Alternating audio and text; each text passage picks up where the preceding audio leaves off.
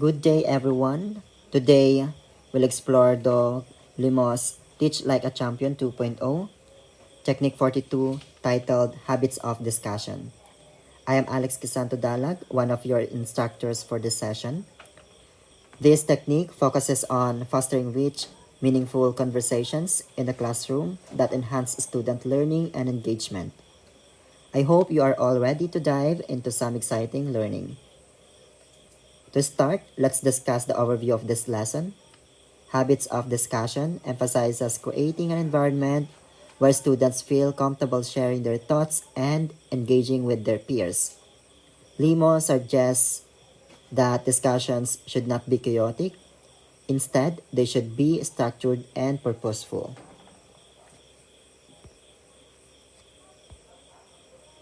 So, let's outline our objectives for this session.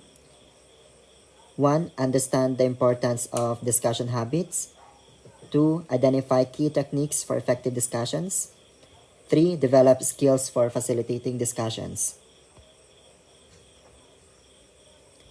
So, this technique promotes the following key ideas. First, structured interaction. Encourage students to participate in a way that keeps the discussion focused and on track. Second, listening and responding. You teach your students to listen actively and respond to their peers, fostering a culture of respect and collaboration.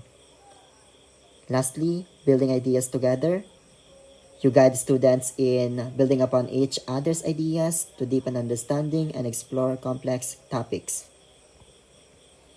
So, the technique 42 habits of discussion, it improves the quality and enjoyment of discussions by establishing a set of ground rules or habits that promote efficient and connected conversations. Your students should feel their voices are valued, develops critical thinking and collaborative skills, create a classroom charter for respectful and constructive dialogue. So it helps to prompt students to consider and discuss varying viewpoints. So the main idea here is you respect everyone, you respect one's varying viewpoints and understanding. So there are two structured discussion being presented. One is Think, Pair, Share and Socratic Seminar.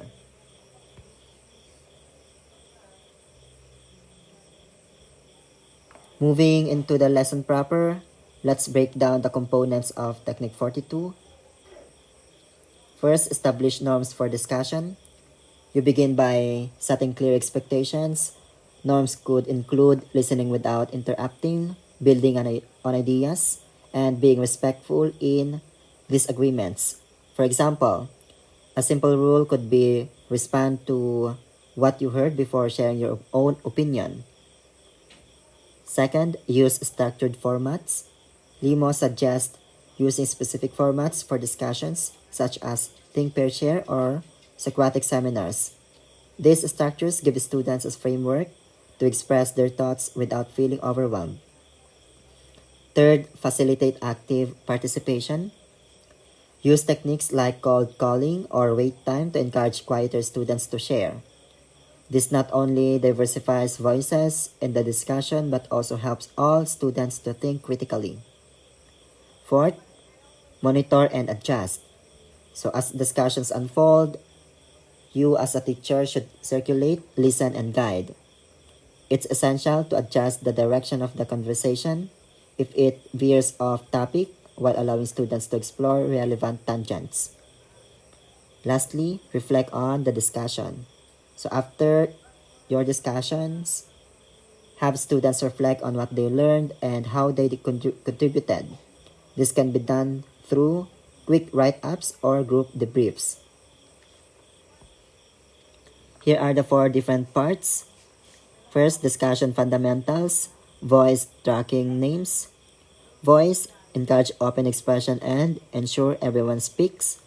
So the student should be able to express their thoughts and ideas. You allow them to voice out or to speak in front. So it also talks about the intonation and the volume of the voice of the student. So tracking, monitor who is speaking and key points made. Names, use participants' names to personalize interactions. Follow on and follow on prompting. So for the follow on, it is a directive question. You use direct questions to build on others' comments to deepen discussion. While for follow on prompting, it's a non-directive question. You use this type of questions to invite further exploration of ideas. Third part is sentence starters. These are phrases or prompts that help participants begin their contributions. They provide a supportive structure for participants who may be hesitant to share their thoughts. So later on, I will show you different examples for each part. And lastly, managing the meta. This involves being aware of the discussion process itself. Participants and facilitators should reflect on how the discussion is going, what strategies are working, and what might need to change. So here are the examples for each part of this technique. You may read this on your own, and there's actually a lot more to use for each part, but I only include 3 examples for the first part, 2 examples for the second part, and 4 examples for the third part, and 2 examples for the last part. So finally, let's evaluate our understanding with 5 reflective questions related to Technique 42. I will set a 5-second timer to think about your answer. You ready? So here's the first question.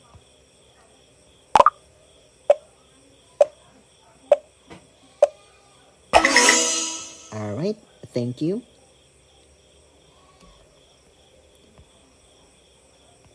So here's the answer. Let's move on to the second question. So I will set another 5-second timer to think about your answer.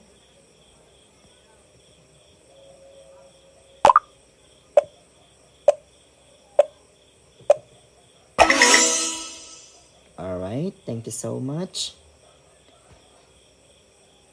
Here is the answer.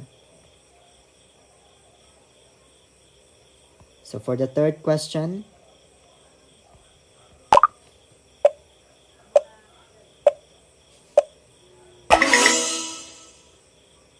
alright, so the answer is this. And let's move on to the fourth question. I will set 5. Oh, sorry. Alright, so here's the question. The answer.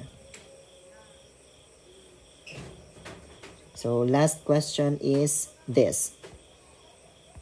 So here's your 5.